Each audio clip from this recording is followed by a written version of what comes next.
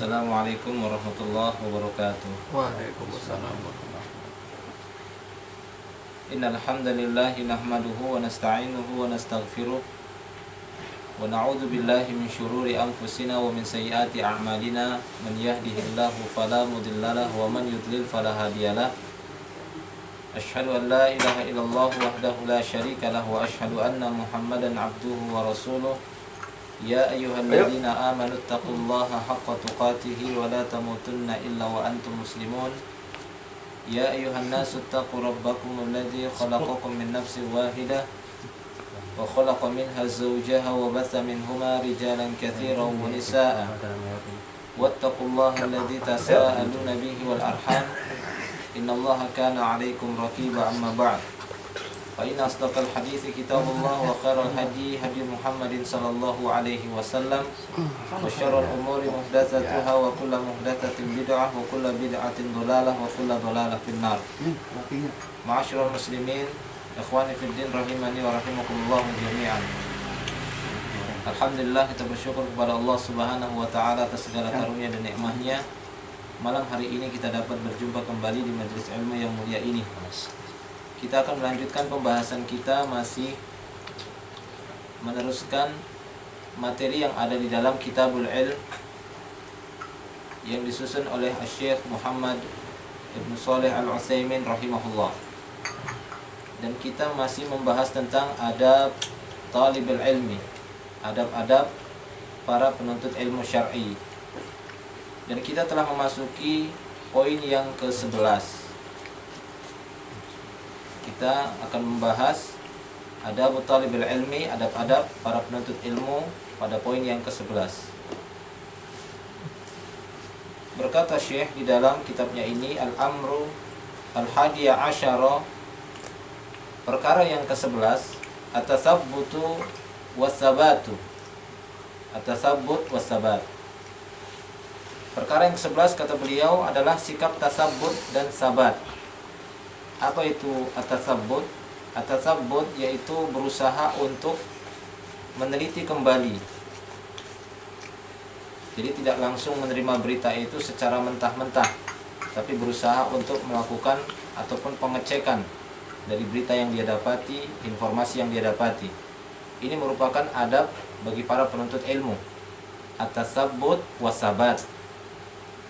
At-tasabbut berusaha untuk mencari kebenaran dari berita itu. As-sabat yaitu konsisten. Ini dua kalimat yang hampir serupa tapi memiliki makna yang berbeda. Jadi kata beliau, poin yang ke-11 ini di antara adab penuntut ilmu adalah memiliki sikap at-tasabbut. Tidak terburu-buru dan tidak tergesa-gesa mengambil satu sikap, mengambil satu hukum dari berita yang dia dapati. Karena ini bukan merupakan sifat ataupun bukan merupakan karakter para penuntut ilmu syar'i. Mengambil berita tanpa meneliti, mengecek kembali, melakukan verifikasi. Kemudian bersikap sabat. As-sabat ini yaitu seorang yang konsisten di dalam menuntut ilmu itu sendiri.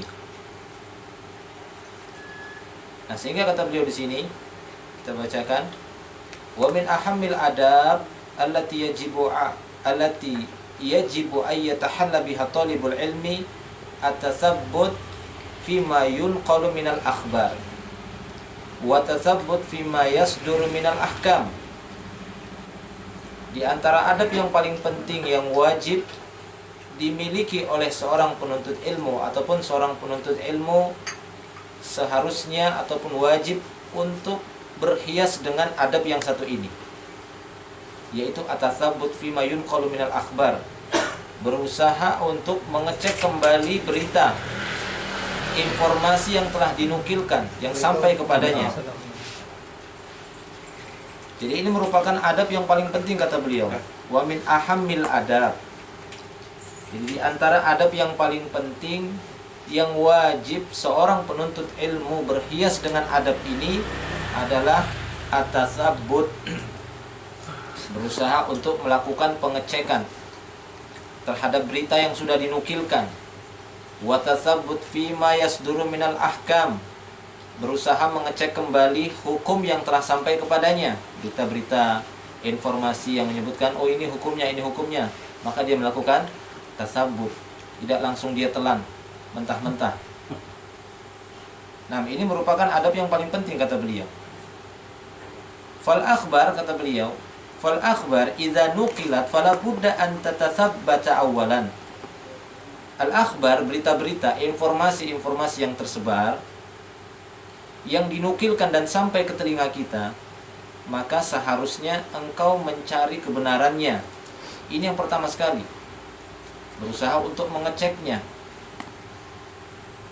Hal sahhat amman nukilat ilaihi amla, apakah berita yang dinukilkan ini, yang sampai kepadamu, ini berita yang sahih atau tidak.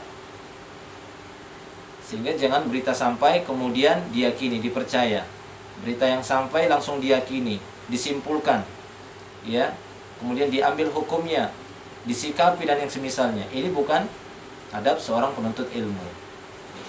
Summa idza sahhat fatasabbat fil hukmi, jika memang berita atau informasi itu adalah informasi yang benar, maka langkah yang berikutnya engkau cek, ya, cari kebenaran, tasabbut tentang hukum dari berita itu. Mungkin sampai kepada kita satu berita, kemudian setelah kita cari, kita, ya, usaha verifikasi, kita konfirmasi kembali, ternyata benar ini beritanya.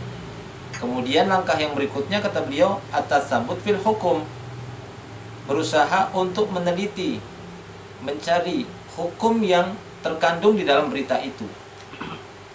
Rubbama yakunul hukmul ladzi sami'tahu mabniyan ala aslin tajhaluhu anta fatahkumu anta khata' wal waqi' annahu laisa bi khata'. Karena boleh jadi kata beliau, ada satu hukum yang engkau dengar, akan tetapi hukum itu berdiri di atas hukum asalnya, sementara engkau tidak mengetahui bahwasanya hukum itu masih berada pada hukum asalnya yang kita fahami lain, sehingga engkau menghukumi sesuatu dengan cara yang keliru. Padahal realitanya itu bukanlah kekeliruan, hanya saja kita yang memahaminya keliru. Karena terkadang satu hukum itu dia bisa berdiri di atas hukum asalnya, sementara yang kita pahami ternyata sudah berbeda. Nah, demikian. Walakin kata beliau, akan tetapi kaifal ilaju fi hadhil hal, bagaimana solusi dari permasalahan seperti ini? Al-ilaj, kata beliau, solusinya antattasil biman nusiba ilaihil khabar, engkau berusaha untuk mendatangi atau menghubungi orang-orang yang berita itu dinisbahkan kepadanya. Misalnya sampai kepada kita satu berita bahwasanya di sana ada seorang si fulan, dia mengatakan tidak boleh berbuat demikian. Jangan langsung kita mengambil hukumnya, oh nggak boleh seperti itu. Oh berarti ini nggak boleh juga, kamu nggak boleh langsung. Nggak boleh seperti itu, kan gitu ya. Tadi langkahnya ada, dicari dulu beritanya ini benar nggak dari dia. Kalau memang ini benar beritanya, apakah seperti ini makna hukumnya? Ya, berita ini apakah mengandung hukum seperti ini? Nah, ini kata beliau. Adapun di antara solusinya juga ketika ini terjadi, berusaha untuk mencari orang yang dinisbahkan berita ini kepadanya. Ya, kepada si fulan tadi, coba datangi dia, hubungi dia, kata beliau. Wa taqulu, kemudian engkau katakan nukila anka kadza wa kadza, telah dinukilkan bahwasanya engkau mengatakan demikian demikian. Fahal hadza sahih? Nah, ini tanya, benar enggak ini kamu yang mengucapkan seperti ini, kamu yang bicara seperti ini, hukumnya begini. Summa tunaqishuhu, kemudian engkau berusaha untuk melakukan munaqasyah bersamanya. Munaqasyah itu semacam dialog, gitu ya, diskusi. Summa tunaqishuhu, kemudian engkau berdiskusi kepadanya. Faqad yakunu istinkaruka wa nufuru nafsika minhu awal sami'tahu li'annaka la tadri ma sababu hadzal manqul.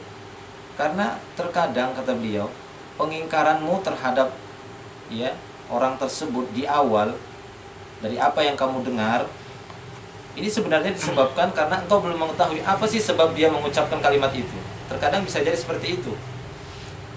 Artinya apa? Kita langsung mengambil satu kesimpulan, padahal kita belum tahu apa sih sebab orang itu mengucapkan kalimat ini.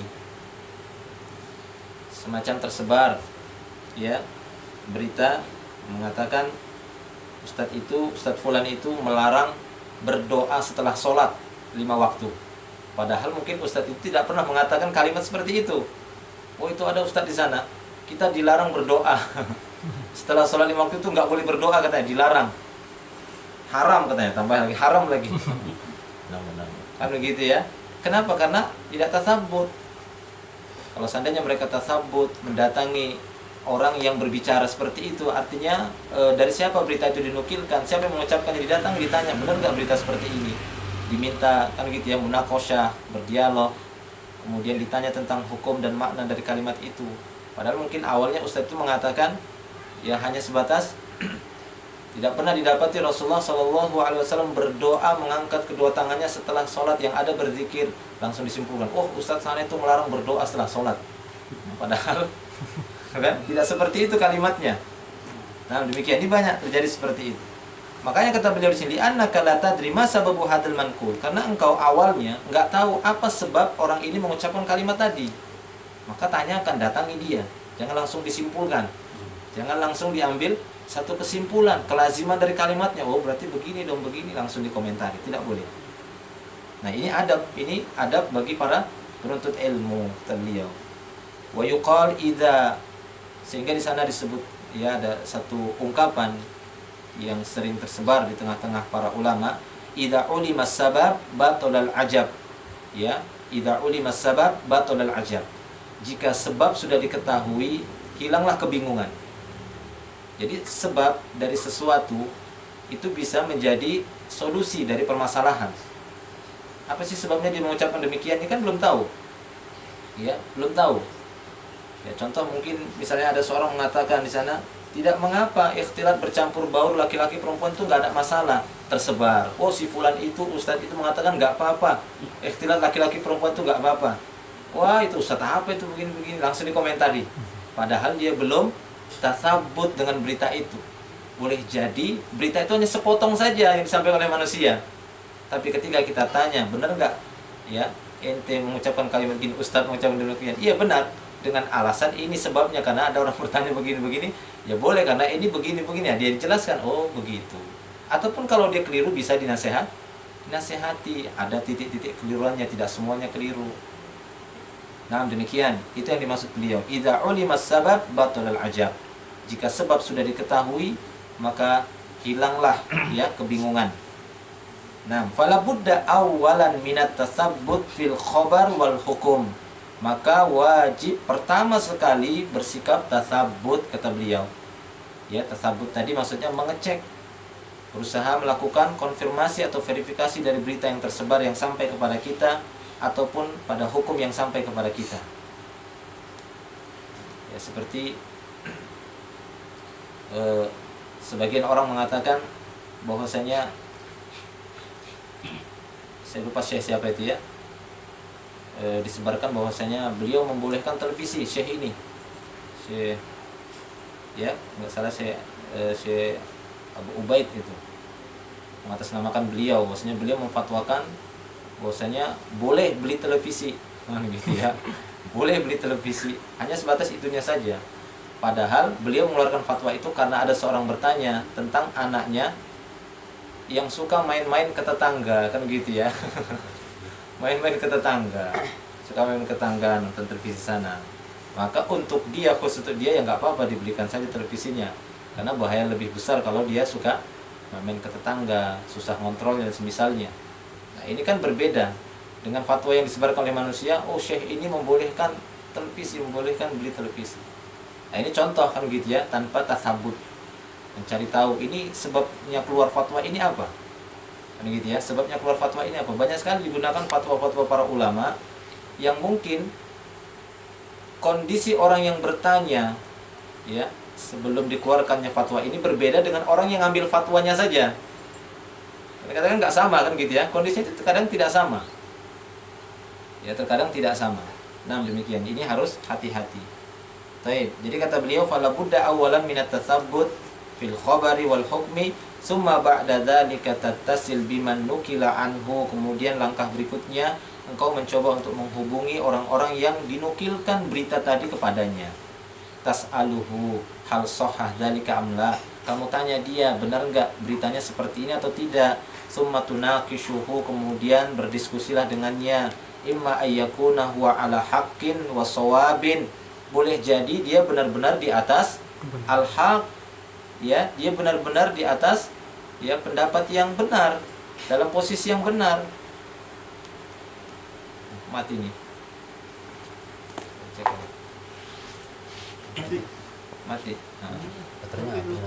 Baterainya kali habis. Enggak, mati dari sana. Oke, pakai mana? Hazim kan? Punya Dino kan? Nanti kan ya, nanti jalannya lagi. Oh, tunggu aja dulu ya. Mati dari sana kali ya? Iya. Mati dari sana. Ah, tunggu aja tak. Pemancarnya nggak bisa, sinyalnya enggak.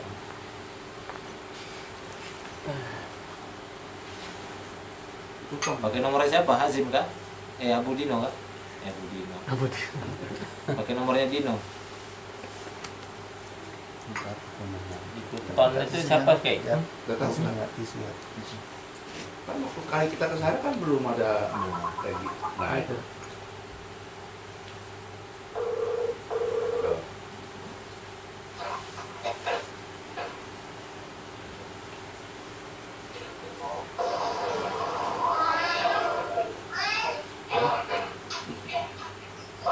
Halo, assalamualaikum. Putus ya? Halo, assalamualaikum. Halo, assalamualaikum. Dengar ya? Oh gitu. Iya iya. Tape. Direkamnya lagi gitu. Pinggir laut mungkin ya. Direkamnya lagi. Iya, kita lanjutkan. Jadi kata beliau, summa ba'da dzalika tattasil biman nukila anhu wa tas'aluhu hal sahha dzalika amla. Langkah yang berikutnya, engkau berusaha untuk menghubungi orang yang dinukilkan berita itu kepadanya, bertanya kepadanya tentang kebenaran berita ini, kemudian berdiskusi dengannya. Imma ayakuna huwa ala haqqin wa shawabin, karena boleh jadi dia berada di atas kebenaran. Fatarji'u ilaihi, maka jangan ragu-ragu dan jangan sungkan, engkau rujuk kepadanya, sepakat dengannya. Karena sungguhnya yang kita ikuti adalah kebenaran, bukan semata-mata dirinya. Jadi kebenaran yang dia bawa. Fatarji maksudnya rujuklah kepadanya. Au yakunus shawab ma'aka, tapi boleh jadi kebenaran itu ada padamu. Fayarji'u ilaihi. Demikian juga ya orang itu rujuk kepada yang kebenaran tersebut. Nah, demikian. Jadi kemungkinan itu bisa ada dua gitu ya. Artinya seorang penuntut ilmu hendaklah bersikap ataupun memiliki adab yang satu ini, yaitu atasabbut, ya, berusaha untuk mengecek ataupun mencari kebenaran dari berita yang tersebar. Nah, sehingga kata beliau di sini, hunaka farqun baina as-sabat wa tasabbut.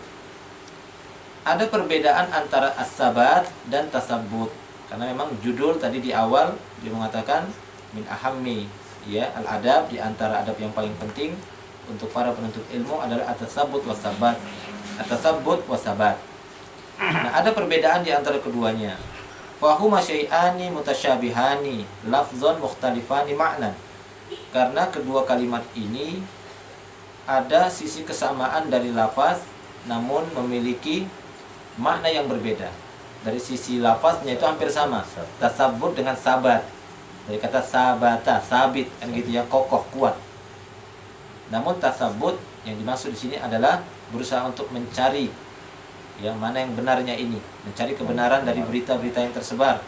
Adapun sabat itu sikap seorang yang konsisten di dalam menjalani ataupun menempuh kebenaran dalam menuntut ilmu. Nah, sehingga kata beliau di sini as-sabat maknahu, adapun as-sabat maknanya as-sabru wal musabarah. Makna as-sabat, karena tadi beliau sudah menjelaskan makna at-tasabbut. Nah, sekarang as-sabat kata beliau, as-sabat maknahu as-sabru wal musabarah. Sabat itu maknanya adalah sabar. Di dalam menuntut ilmu harus bersabar. Wal musabarah kata beliau, al-musabarah itu tekun. Sabar dan tekun, bukan sabar kemudian malas. Jadi itu bukan sabat namanya. Itu ngambek namanya. Sabar tapi belajar gitu ya. Nah, as-sabat kata beliau maknahu as-sabru wal musabarah.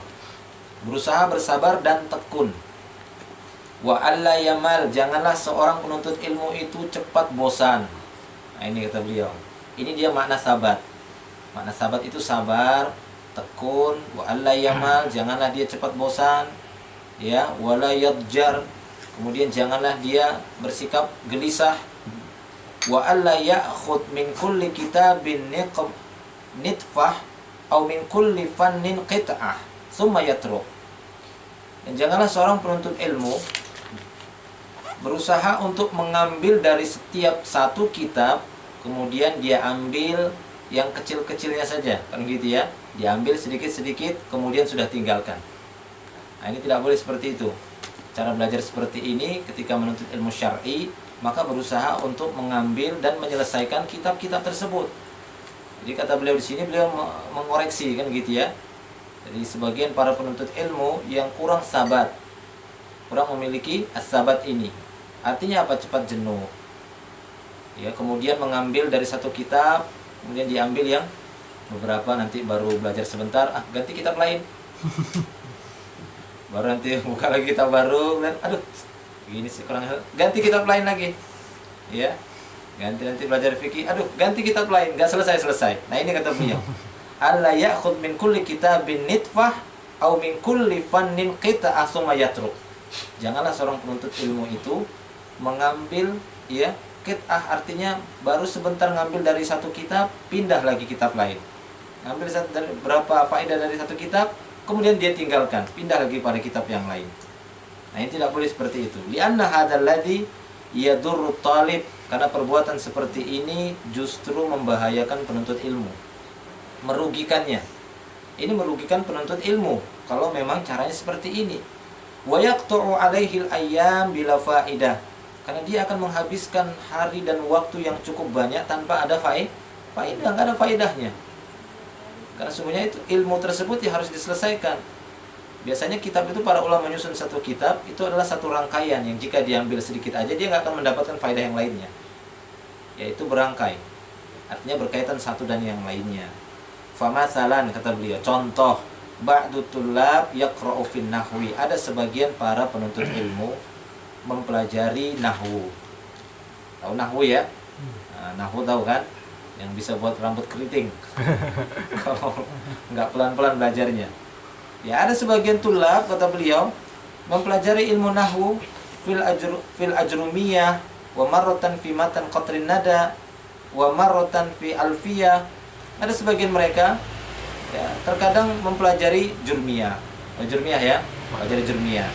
Kemudian nanti pindah lagi belajar matan qatrun nada. Ini semua kitab-kitab nahwu ya, kitab-kitab nahwu ini. Wa marratan fi alfiyah, kemudian pindah lagi kitab alfiyah. Kitab alfiyah tahu ya, yang syair alfiyah itu, Ibnu Malik. Wa kadzalikal hal fil mustalah. Demikian juga ketika belajar ya kitab atau ilmu mustalah hadis. Marratan fi nukhbah, terkadang belajar kitab nukhbah, ini Nukhbatul Fikr Ibnu Hajar Asqalani. Ya, wa marratan fi alfiyatil iraqi, terkadang belajar ya alfiyah al-iraqi. Wa kadzalika fil fiqh, demikian juga ketika belajar fikih. Marratan fi Zadul Mustaqni, terkadang belajar kitab Zadul Mustaqni. Wa marratan fi Umdatul Fiqh, kadang nanti sudah belum lagi selesai, sudah pindah ke kitab Umdatul Fiqh. Wa marratan fil Mughni, kemudian pindah lagi belajar kitab Al-Mughni. Wa marratan fi Syarhil Muhadzab, kemudian pindah lagi kitab Syarah Al-Muhadzab. Wa hakadza fi kulli kitab, demikian setiap kitab belum selesai pindah sana, pindah sini, pindah sana.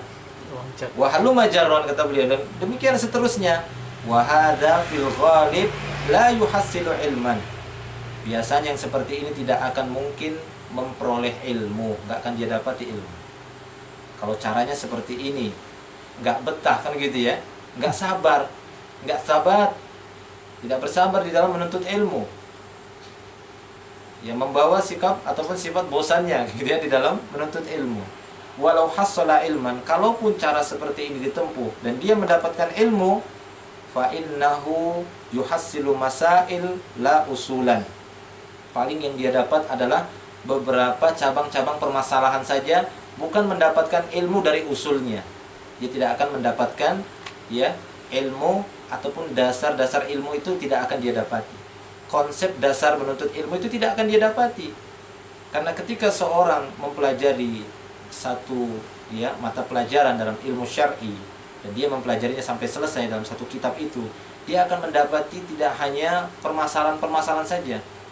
Dia tidak hanya mendapati ini gimana kasusnya begini ya, oh begini hukumnya, ini begini hukumnya. Dia tahu, tapi tidak mengetahui usul dari ilmu itu.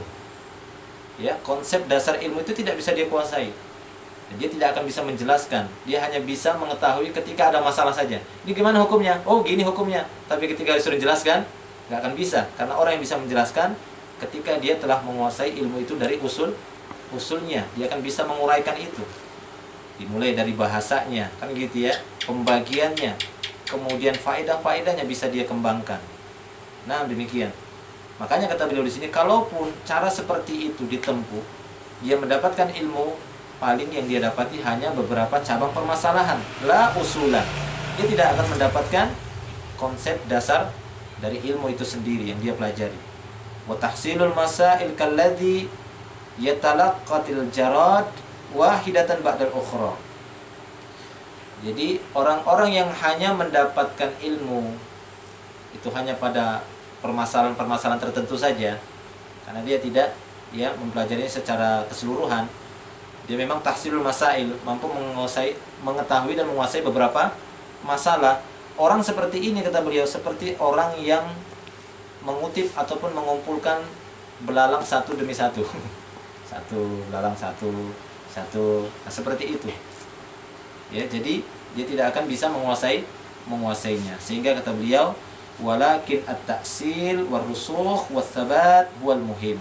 Akan tapi at-ta'sil, mempelajari ilmu itu secara bertahap, mendasar, dari yang dasar-dasarnya, war-rusukh, kemudian sampai masuk ke dalam difahami, sampai masuk ke dalam hatinya, bisa difahami oleh jiwanya, sabat, kemudian tadi konsisten di dalam menuntut ilmu. Inilah yang paling penting. Inilah yang paling penting kata beliau. Fakun sabitan binisbati lil kutub allati taqra atau turaji wa sabitan binisbati lisyuyukh alladhi tatalaqqa anhum. Maka hendaklah engkau menjadi seorang yang sabit, seorang yang konsisten ketika mempelajari kitab-kitab itu yang kamu baca. Engkau lakukan murajaah, mengulangi kembali ilmu tersebut. Jadi ilmu itu memang harus diulang-ulang. Lakukan murajaah, muzakarah. Makanya Ali bin Abi Thalib radhiyallahu anhu, seperti dia pernah berkata, seperti yang disebutkan di dalam Sunan Ad-Darimi, demikian juga Al-Hakim, Imam Al-Hakim menyebutkan kalimat yang diucapkan oleh Ali bin Abi Thalib ini. Ali bin Abi Thalib berkata, tadzakarul hadis, tadzakarul hadis, fa innakum illam taf'alu zakum indarasal ilmu. Lakukanlah muzakarah terhadap hadis-hadis yang sudah dipelajari. Tadzakarul hadis, kata Ali. Jadi lakukan muzakarah. Apa tujuannya? Karena sungguhnya kalian, jika kalian tidak melakukan yang demikian itu, indarasal ilmu itu akan tergerus tahu ya. Indarosa itu maksudnya terkikis sedikit demi sedikit ilmu itu kalau tidak di muzakarah, tidak ada murajaah, diulang-ulang kembali, itu akan hilang. Nah, demikian. Sehingga kata beliau di sini, engkau harus bersikap sabit, bersikap konsisten dalam mempelajari kitab-kitab itu yang kamu baca, engkau murajaah, sabitan binisbatil syuyukh. Demikian juga engkau harus konsisten ketika belajar dengan para guru ataupun masyaikh, para guru-guru kalian. Lati tatalaqqa anhum, yang kamu bertalaki, menuntut ilmu dari mereka. La takunu zawaqan kulla usbu'in inda syekh wa kulla syahrin inda syekh. Jangan kamu hanya menjadi pencicip majelis ilmu. Satu minggu sama syekh ini, kemudian nanti sebulan sama syekh ini, ganti lagi minggu berikutnya sama syekh ini. Ini zawaq kata beliau ini, cuma nyicip saja. Ini nyicip saja, ini enggak sabat namanya, ini zawaq kata beliau. Tidak boleh seperti itu. Wa qarrir awalan man satatalaqqal ilma indahu. Tetapkan dulu pertama sekali siapa guru yang akan kamu ambil ilmunya. Satu orang aja dulu. Habiskan ilmunya kalau bisa, kan gitu ya. Sampai habis. sampai gurunya nyerah, sudah habis ilmu saya, sudah pindah sama guru yang lain. Ini guru yang satu saja belum habis ilmunya, panggil lagi ustadz yang lain. Yang ini belum selesai lagi panggil ustadz lain. Akhirnya ditanya, apa yang disampaikan ustadz itu? Nggak ada yang tahu satupun. Nggak ada yang lengket dan tidak ada yang menempel satupun. Nah, ini kata beliau bukan termaksud cara yang bagus dalam menuntut ilmu. Kata beliau, qarrir awalan man ya satatalaqqal ilma indahu. Tetapkan dulu pertama sekali siapa yang akan kamu ambil ilmunya, satu saja yang kamu akan talaki ilmu di sisinya. Habiskan ilmunya. Ya, ambil ilmu darinya semua. Seperti ini yang dilakukan oleh para salafus saleh terdahulu. Mereka akan mendatangi satu syekh sampai ke tempat yang jauh, sampai keluar dari negerinya. Kemudian mereka iltizam di sana, duduk di sana sampai guru tersebut memberikan rekomendasi, datangilah syekh yang ini, datangilah syekh yang ini. Mereka berangkat lagi pada syekh berikutnya. Inilah dia di antara ya cara-cara ataupun kiat-kiat untuk sukses di dalam menuntut ilmu, dan ini merupakan adab.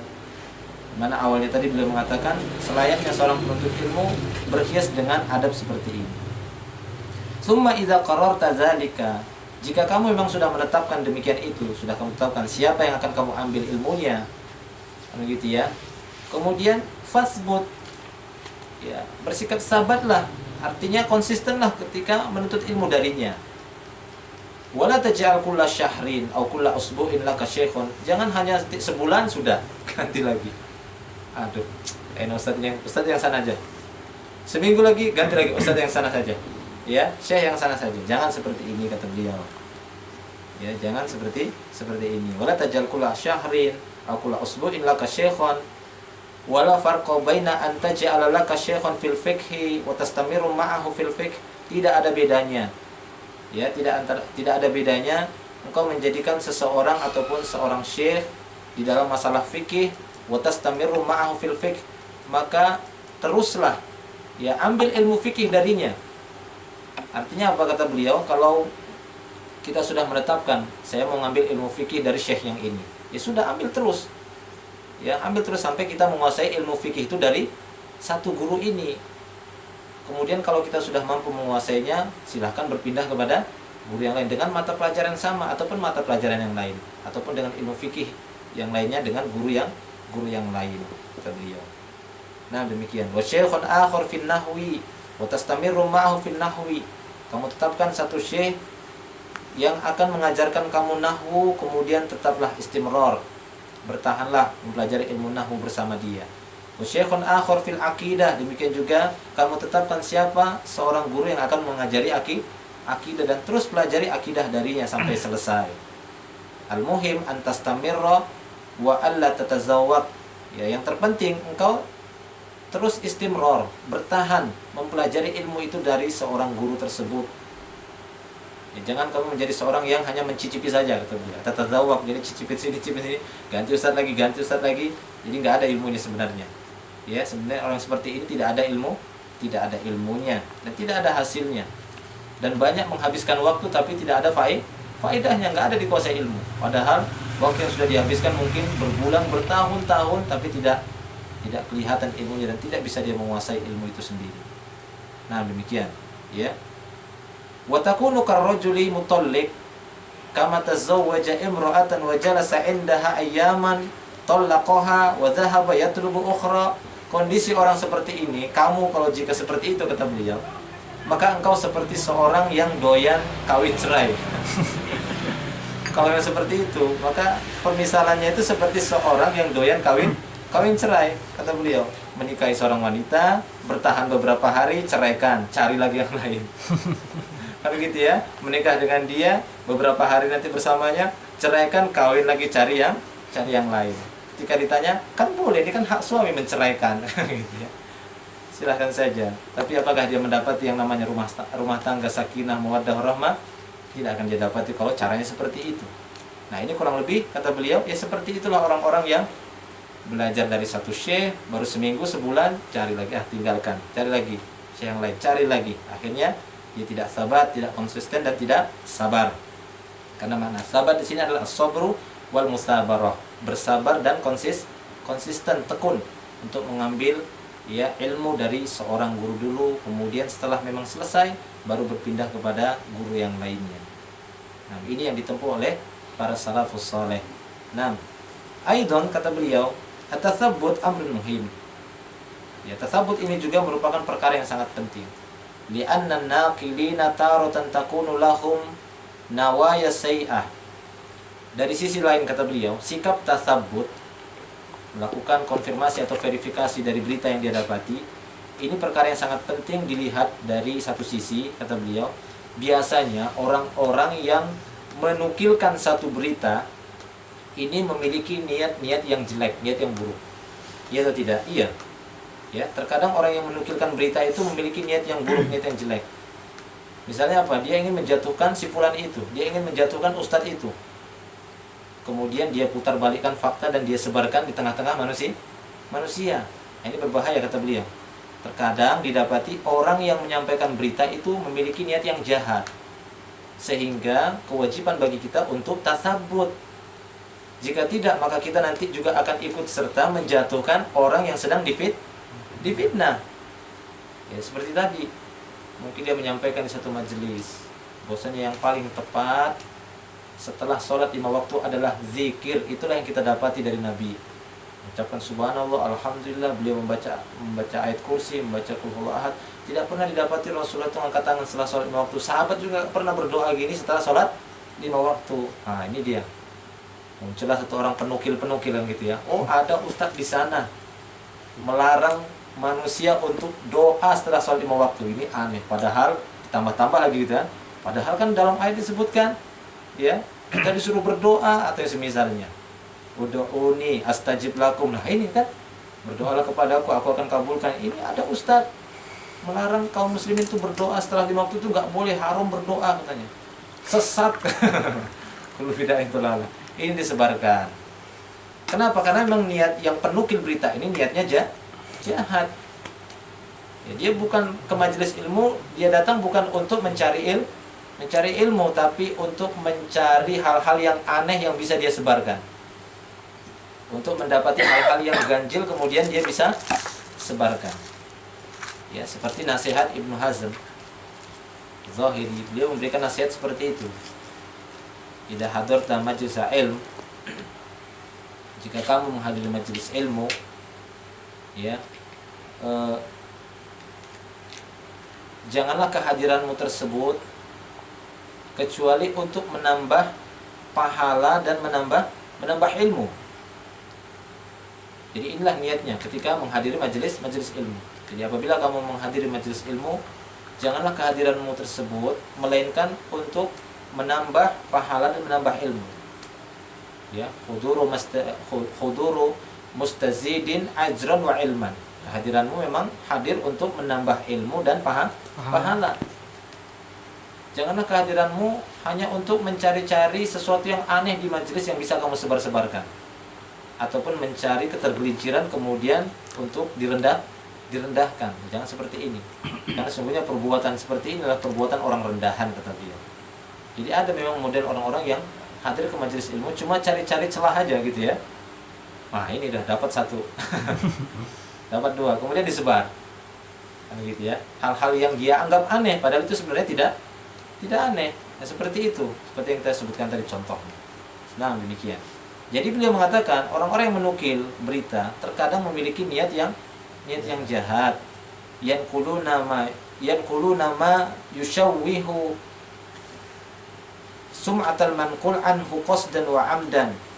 Jadi sengaja dia menukilkan berita ya untuk memburukkan ataupun menjelekkan nama orang-orang yang berbicara tadi. Supaya dia jelek begitu ya. Apakah memang dia sengaja ataupun ada tujuan-tujuan yang lainnya. Mungkin tendensius dengan ini kan gitu ya. Ada sedikit condong sana ke sini, jadi dia agak ini gitu ya, menjatuhkan ini. Wa taratan la yakunu indahum nawaya sayyi'atin walakinnahum yafhamuna syai'a ala khilafi ma'nahu alladhi urida bih. Ataupun terkadang orang yang menukilkan berita ini dia sih sebenarnya tidak memiliki niat yang jahat, cuma yang dia pahami dari kalimat orang itu berbeda dengan makna yang diinginkan oleh yang berbicara beda ternyata. Ini banyak sekali ya, kita dapati seperti itu. langsung wah di sana ustadznya bilang begini, padahal tidak seperti itu sebenarnya, kan gitu ya. Wah ustadz sana dia mengatakan nggak boleh begini, padahal di sana ada perincian. Ya, di sana ustadznya mengatakan kalau memang kasusnya begini, pertama ini kalau begini ini dia. Kalau dia memang nggak begini, ini dia jawabannya kedua. Kalau tidak seperti ini, boleh yang ketiga. Nah mungkin yang paling dia ingat yang ketiganya saja gitu ya. Yang ke satu, yang kedua itu dilupakan. Akhirnya apa? Akhirnya hanya berita yang ketiga ini saja. Padahal di sana ada perincian. Nah, maksudnya sih sebenarnya bukan ingin menjelekkan orang itu kan gitu ya, yang berbicara. Akan tetapi yang dia pahami berbeda seperti yang dipahami oleh yang berbicara kata beliau. Nah demikian. Walihada yajibu tasabbut, oleh karena itu wajib bersikap tasabbut, ya wajib bersikap tasabbut kata beliau. Nah jadi apabila sudah kita lakukan tasabbut, kemudian kita lakukan munaqasyah tadi dengan orang yang berbicara, sehingga kita pun bisa melihat hukumnya kan gitu ya, apakah memang benar, apakah kita dalam posisi yang benar ataukah dia memang dalam posisi yang benar, itu nanti bisa dilihat. Sehingga kata beliau wal khulasah, ya ringkasan dari apa yang kita sampaikan ini, jika ada dinukilkan satu berita dari seseorang, ya kemudian kamu menganggap berita itu, muatan yang terkandung dalam berita itu satu kesalahan, maka tempuhlah cara-cara yang kita sebutkan tadi. Pertama, atasabbut fi sihhatil khabar. Cek dulu kan gitu ya, berusaha untuk mengkonfirmasi kebenaran berita itu. Jika memang berita itu benar dari si A atau si B, dari si fulan, maka ya berusahalah untuk ya melihat dari sisi hukumnya. Kalau memang dari sisi hukum, ditinjau dari sisi hukum syar'i benar, ya sudah dibiarkan gitu ya. Tapi kalau memang di sana ada terjadi kekeliruan dari kalimat yang disampaikan, maka boleh didatangi orangnya, kemudian dilakukan dialog di sana sampai jelaslah mana kebenaran, ya apakah pada posisi dia ataukah pada posisi kita. Nah demikian ikhwan fillah rahimani wa rahimakumullah wa iyyakum jami'an. Jadi ini kata beliau bahwasanya di antara adab bagi para penuntut ilmu yang ke-11 adalah atasabbut wasabat, berusaha untuk ya meneliti berita yang tersebar, kemudian berusaha untuk sabat, berusaha untuk ya bersabar, kemudian tekun ya konsisten di dalam menuntut ilmu. Wallahu a'lam bishawab. Ya ini saja yang beliau sampaikan di sini. Tadi bisa kita terjemahkan ataupun yang bisa kita berikan penjelasan, semoga bisa menjadi tambahan ilmu yang bermanfaat untuk kita semua. Wallahu a'lam bishawab.